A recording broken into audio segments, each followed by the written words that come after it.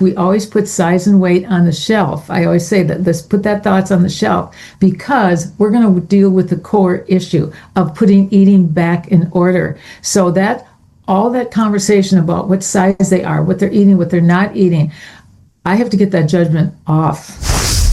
Welcome to Coach Soul, the podcast where we explore therapeutic ways to the best versions of ourselves. I'm your host, Steve Hudgins. I'm a licensed professional counselor dedicated to helping you navigate life's challenges. In each uplifting episode, we'll discuss mental health, relationships, self-care, emotional well-being, and personal growth. Join me and with my co-host, Kenya Evelyn, a therapeutic life coach, where sometimes we'll even welcome special guests to our show that share their experience and expertise. So let's embark on this transformative path together and discover a healthier and happier you. Hey, welcome back to Coach Soul. What a privilege and an honor to have Shirley Billigmeier on our show. And Shirley, just reading your energetics, the information that's there is a wealth of knowledge. And when I think about today's society or community, we're way overweight in the United States. As our famous comedian calls himself Fluffy, we're kind of fluffy today. And so we need to get back to our roots. So welcome to the show, Shirley. Can you introduce yourself to our audience about what it is that, who you are and what are you about? I'm Shirley Billigmeier. Thanks. It's very fun to join your podcast with you. I'm looking forward to it. I published a book way back in, to believe, 1991 called Inner Eating. It was, and the foreword was written by Dr. Michael Jensen of the Mayo Clinic. But back then, I had already started challenging what was out there. In fact, what was so crazy to me is they call me a disruptor, but in reality, I'm going back to our original boundaries of eating. And the reason I really started this was because in high school, I was a cheerleader, but I was like that 10, 15 pounds, that agonizing weight that you just go, I just wish I was less. I wish didn't weigh as much. But then I could figure out how to lose the weight, but that wasn't what I was looking for. I didn't want any angst with it. I didn't want to have that feeling that, okay, now is it going to stay there? Is it going to change? If I eat this, will I do this? If I eat that, will it change? I just didn't want that angst. I was trying to resolve the angst. I wanted that calm internally within me. And that's kind of what started my whole journey, because that angst was really the gut brain. When you talk about the angst piece of it and being a cheerleader and stuff, but one prominent thing I think we kind of miss in a lot of this is the pressure that women have to look a certain way, to weigh a certain way. What is the pressure like, being a female and looking at, oh my gosh, beauty pageant contest, the having to be a model for a certain clothing style or Vogue or whatever you want to call it. What is that pressure that's being put on women today as far as looks and weight? It's interesting because for me growing up, I didn't have that pressure from my parents.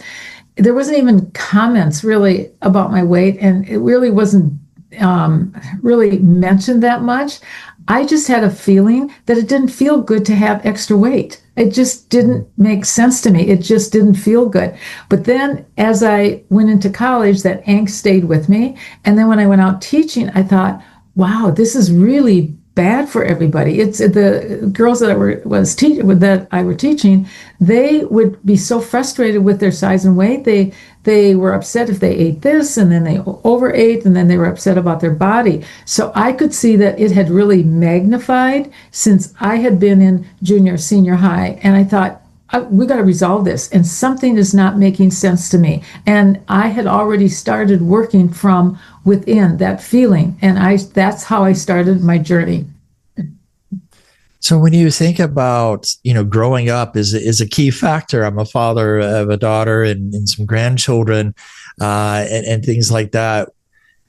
I think it's important that we also address the men What is the pressure that men tend to put on their daughters growing up about eating and being careful about the weight? What would you have to say to our audience with our men that are very conscientious about looks? I would say you don't interfere with what they're eating, what they're not eating. And the judgment of size and weight, my process is so different because I never tell people what to eat and I never weigh them.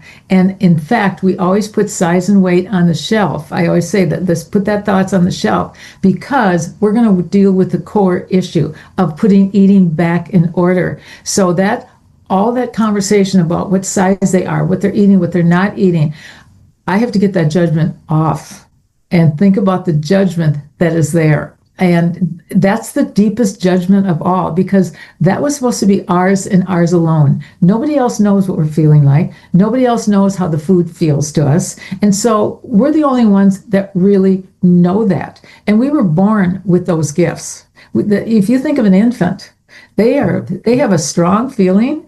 And if you have grandchildren, you've seen or children, you've seen them when they know they want to start eating, they feel it and they let you know. They don't have any idea about nutrition. They don't have any idea about diaper size. They just know they're hungry and they want to start eating. They know that. And we were also born with over 10,000 taste buds wrapped throughout our body to let us feel what foods feel right for us. And you'll see their faces. They'll let you know if they like it or they don't like it. And if they don't like it, they'll spit it out. Then once that hunger has gone away, they have a strong desire to stop eating. It's in it. It's innate in us. And many of my clients will say, where did my stop go?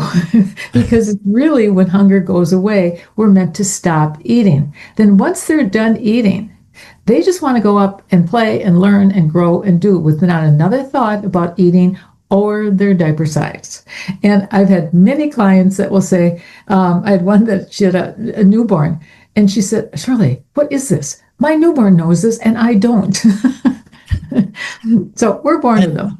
Yeah, I mean, that's where I was trying to go. Not that I'm picking on a certain, male, female type aspect and things of that nature, but I like the word you use was judgment. Mm-hmm. Because when you think about the environment that we grow up in, mm-hmm. oftentimes we're a judgmental society. We see that everywhere we go. And then it's like we have social media and things like that that says you're not good enough because you're not eating this type of product, or you don't look enough because we're not dieting on this. What kind of pressure are we putting on ourselves? And it's like way I hear you explain it was more of a Peter Pan syndrome. We forget how to stop, but we keep going. Yeah. So how do we recognize the inertia that keeps us eating and going? Where does this develop from? Okay. First, I'm going to say that judgment, because when I teach people, it's like, I can't control the world. I can't stop them from judging, but I create a strength from within that they know that was disrespectful. It's like I just worked with a person. I said, when you hear that, and it can be if they're too thin or too heavy, there's judgment all over the place. I said, it's not going to stop. It's like inherent. I said, you scroll and you look at all these things. There's judgment. And so I said, just know in your mind, if somebody mentions anything to you about your eating or your size and weight, in your mind, you just quietly say, that was a disrespectful statement, and just move on, because it's not going to stop. It just isn't. It's innate in our society, unfortunately. But so that's why I developed the strength from within to have it not affect what they eat and what they don't eat. So that's the judgment. And I get it all off. I take off all labels, all judgment, so they can really start to feel what their body needs. And that's how I guide them. Then you say, how do we lose this? How do we lose that strong start and that strong stop? It can come as early as starting to feed with a bottle, because the mother may hear from the doctor they need this much food. So they start feeding and the infant only drinks a little bit. Well, what is that innate sense that they want to stop? The innate sense of the feeling of hunger, they know they want to start. When that hunger goes away, that's when they want to stop eating. They want to stop. Well, so if that feeling of the tension of hunger goes away with eating, and now the mother wants to keep feeding the food, even though they've clenched their little lips, even though they turn their little heads, but there's still some milk left in the bottle. So they start pressing the little lips. Well, the infant associates that pressing of the lips with tension. Well, that tension of hunger went away with eating. I wonder if this tension of this on my mouth will go away with eating. It not only goes away, they get a hug, they get warmth. All of a sudden, the 5 gets lost. And a 9-year-old that I worked with, as soon as I said that, she said, "Oh, we've gotten comfortable with uncomfortableness." And Yes. I went, whoa, that's exactly it. It feels wrong to not feel crowded because maybe we were told you have to finish your food or you got to eat this before you eat this. And so there's all this judgment that overrides the feel of the body. And I want to say this one little story of my son, because I taught them this way when they were growing up. Just pay attention to your body. There was never a push to eat any more than what they needed. And he came home from school one day, he was about 4th grader, and he said, "This lunchroom lady said something to me that was really odd." I said, "What did she say?" She said, "You have to finish your food before you go out and play on the blood." And I said, "Okay, what did you say?" And he said, he looked at her and he said, "How would you know what my stomach feels like? I'm not hungry anymore." Out of the babes. Out of the mouth of babes, things are truthful, right? And so if we could just pay attention. But Shirley, I mean, yeah, we have this judgment, but when we look at here in America, how often are we tamed or conditioned to the clock? At school time, it's lunches at 11, 12. That's it. Work is about the same thing. And so it seems like we get stuck to the environment of time. Does that have an effect on our eating styles? No, we work with the structure of your time. It doesn't mean that once you're hungry, you have to eat immediately. What if you don't have lunch for an hour? Especially if you have storage, which is my term for fat, because I call that stored information, because there's lots of information. It's not just like fat cells in the body. There's information in there that I unpack as the storage is being released. But I always work with hunger, because when you have storage and you're hungry, that hunger can move over and use the storage, because this is what I'll say to my clients. There's energy in that storage. And when were you planning on using it? We're going to use it when we're hungry, but we can't eat yet.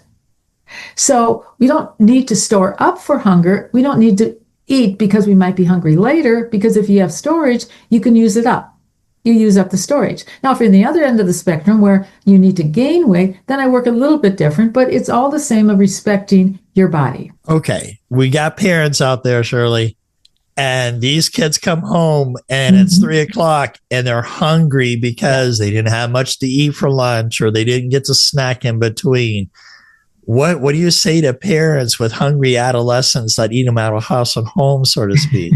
That subject that you brought up, I'm working with moms all the time, because dinner hour is no longer that calm, sit down, let's have a meal together. It's like chaos. And the more I work with, and I don't care where they're from in the world, it's chaos in that evening time, because now there's sports activities or there's this or there's that.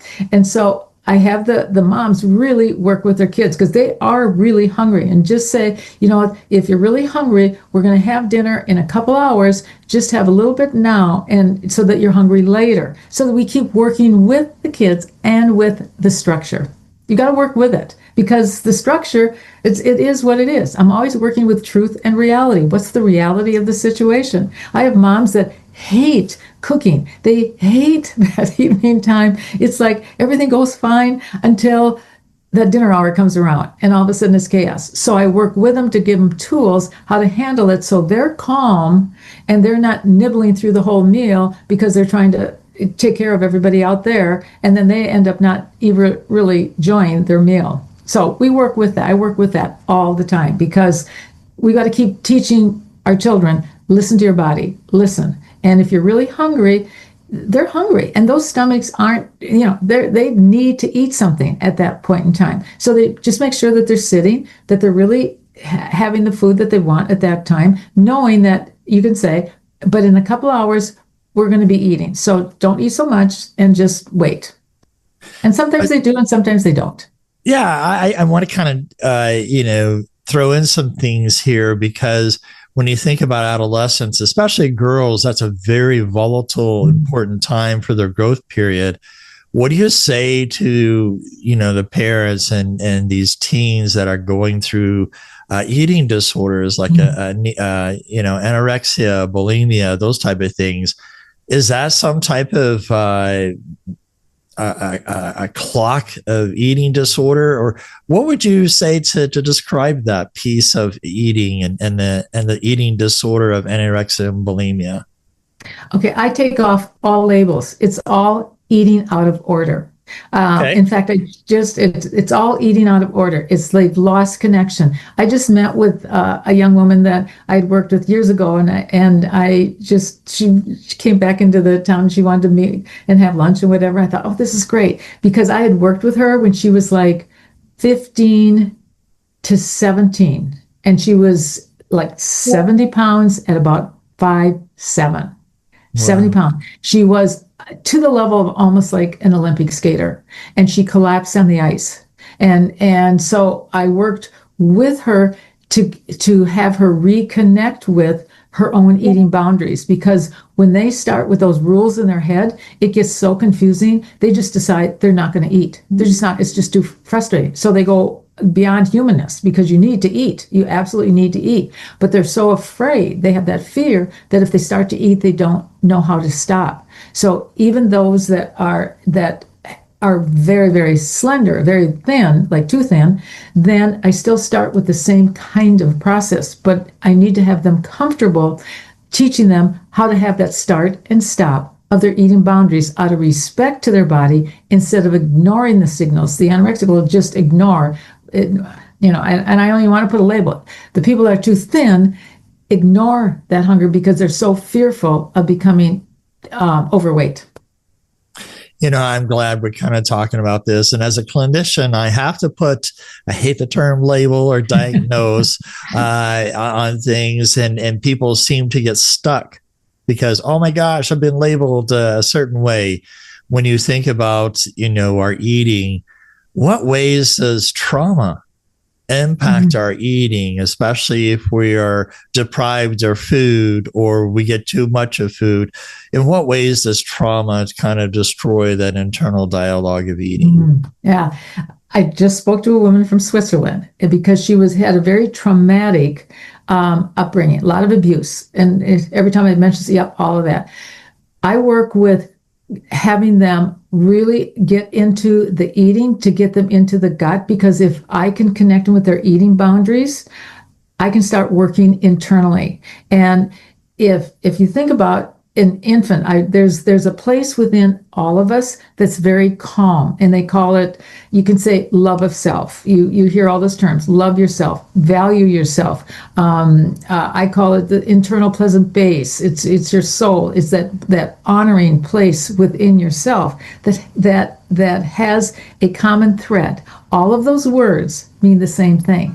It means there's a place within us that has no pain, and that's within our gut brain. And when they don't even know that exists. So I access that through working with the eating boundaries, because food is what sustains your life. Once you understand food, I can teach them how to honor and respect their human condition on this earth. It's fascinating of what we put ourselves through as human beings. And there is so much misinformation out there, and we should diet here and be able to do this or there. In part 2 of our segment, I do want to kind of get into more of the food and the connection, and maybe walk through a scenario working with me kind of thing of a consultation of what do I need to do to lose weight, because we are in this first part of 2026. A lot of people use resolutions. What do you feel about those who get into, oh my gosh, it's a new year, I got to lose weight? Is that more psychological damaging because we put pressure on ourselves that we've got to lose this weight because we got a wedding or we have some kind of special event? What's happening? Yeah. When you talk about like losing weight, this is where if you think about losing weight and you say, I don't like my body where it's at, I don't like my weight right now, can you do anything in this instant moment about that? If you don't like it, if in the very instant, there's nothing to do about it.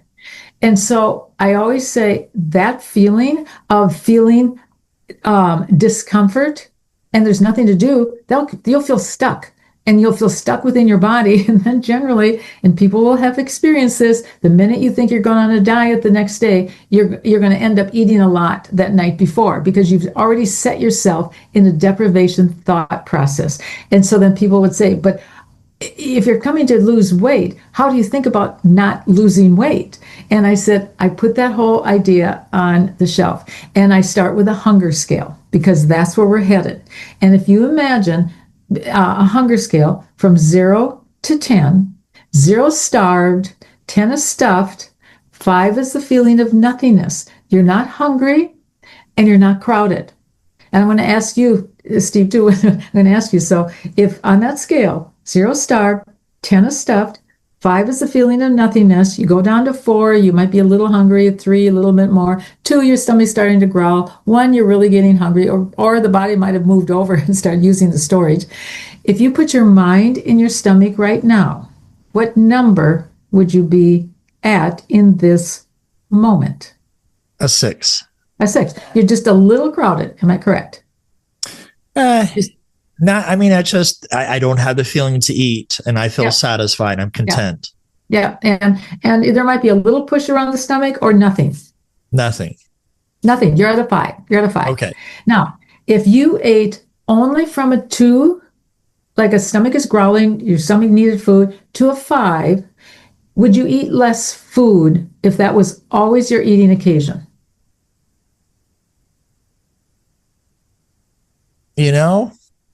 I never thought about it that way. You That's ever eat interesting. to your little, yeah. And so that's how I start, because generally people, if they have extra storage, they remember when they ate to a 6 or a 7, and then they were miserable, or they ate to an 8. So if they realize, oh, I would eat less food if I only ate from a 2 to a 5. And I said, okay, if you ate less food, would you weigh less? And I said, now can we just put size and weight on the shelf and work with the core of the issue? Getting down to respecting only what your body needs, and then knowing that we're going to start getting comfortable with that hunger feel, because we want to start using up storage if that's the end of the spectrum that you're on. It's different if I work on the other end of the spectrum. So I work at the core issue because I want them connected to that hunger feel. That's key, because now I'm connected internally to the person.